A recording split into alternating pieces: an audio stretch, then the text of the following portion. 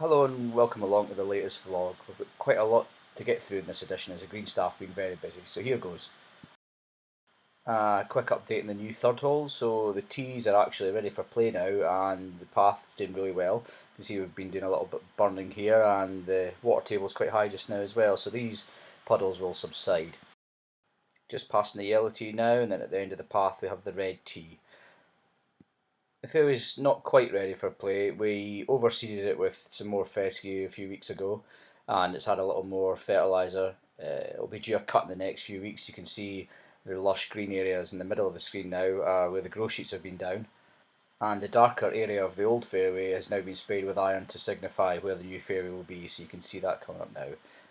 The first bunker's been reshaped, brought closer into the fairway to gather more golf balls, and the two bunkers now in the middle of the screen have also been refurbished, with some marm planted round the right side of the rougher edged one.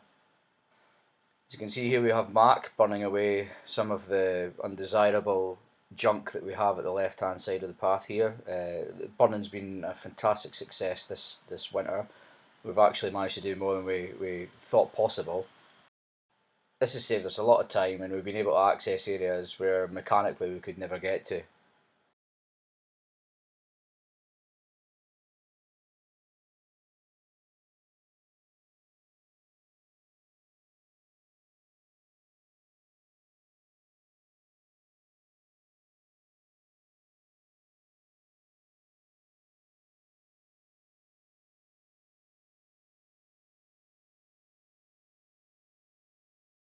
So panning up now at this height, you can actually see and visualise where the new fairway will go. It's starting to fit in nicely.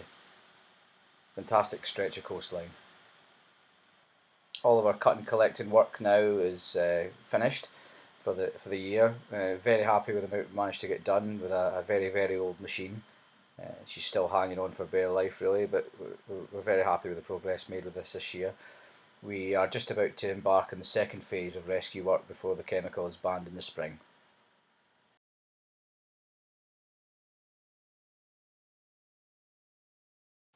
So the irrigation project is coming to a close now. We only have a few sets of tees and paths to do down the south end of the course. Here you can see the first fairway with all the pipe work underground with the Toro Infinity head, just ready to cable that up there. And the line you can see going up the middle of the screen now is where the mole plough has ploughed in the cable.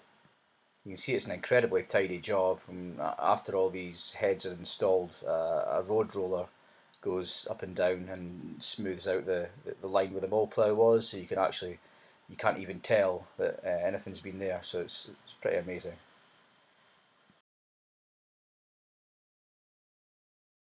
And here we have Michael from Abbott's. He operates what we call the ditch witch, which pulls the cable into the ground. Every time he gets to a head, he'll strip off with his spade an area with thick sod in order to hold moisture when he puts it back. The cable will be then pulled up and tied and cut, ready to be installed into that head when the next guy comes along. It's like a production line. Here we can see the Ditch Witch in action. This is a machine that Abbott's bought brand new specifically for this job, and it's done a fantastic job here. As you can see, even though it's on tracks, there are no marks whatsoever.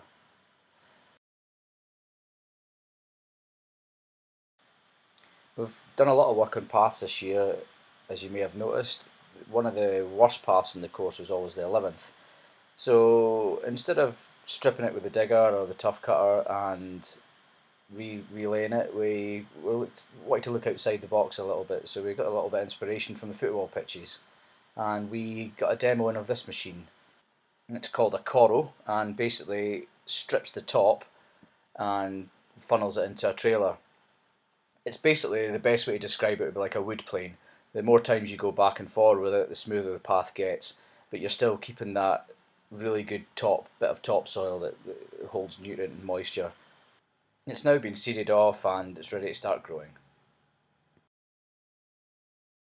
Some of you may be wondering what all the work is going on at the right hand side of the range. Well, we are putting in a new abstraction point to take water for the reservoir to use for irrigation water. It's currently in the farmer's field down opposite the 16th green. It's in everyone's interest that it's kept in our own land. What has been installed is called a flooded suction chamber.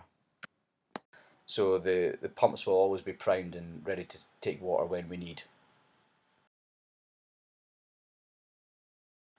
So right in the corner of the ditch there will be a gate installed with a pipe going through to where the chamber is.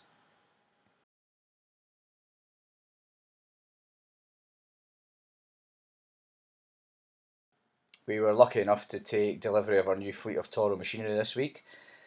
Here we have Dan Fisher, our newest employee. We got Dan from North Foreland Golf Club, where he spent many a year there, and he's doing a fantastic job, as you can see, with the new Toro 2120 Flex mower. Really planning on hand mowing a lot more this year, as the finish is second to none. Textbook turn there from Dan. And here we have Toby Anderton. Toby is our new apprentice. Toby's just turned 18 and he's out changing holes for the first time. Toby reckons he's pretty good on the drone, so hopefully he'll be taking over from me sooner rather than later on this. We've also purchased more trailers so we can get around the course faster, which is going to save a lot of time. One of the other jobs we've done quickly is we have changed the 14th bunker. We've made it a little bit easier to get out of. We think maybe in the last few years it's just been a little bit too steep and it was prone to collapsing as well, so the design of that's been changed and laid back quite a considerable bit more. So there's nothing that says pressure like someone flying a drone up behind you when you're trying to put in a straight line, so apologies for that, Nick. We've also installed two otter-bine aerators in the reservoir, basically to improve the water. These powerful turbines oxygenate the reservoir by sucking it up from the floor, and they only run from 9 till 5. We've also added a floating suction point, which means we won't have any problem with weed in the future because the water will always be taken from the top of the reservoir. So thanks again for being with us and watching, much appreciated.